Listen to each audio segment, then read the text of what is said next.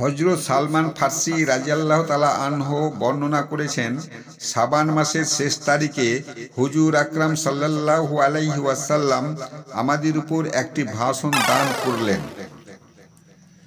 হে লোক সকল, একটি মর্যাদা সম্পন্ন এবং বরকতপূর্ণ মাস অতি নিকটে উপস্থিত।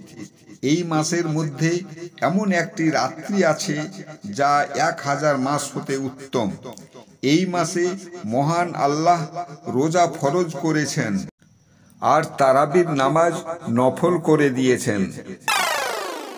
যে ব্যক্তি সানন্দে এই মাসে একটি নেকির কাজ করল, সেই ব্যক্তি অন্য মাসে ফরজ করার সমতুল্য।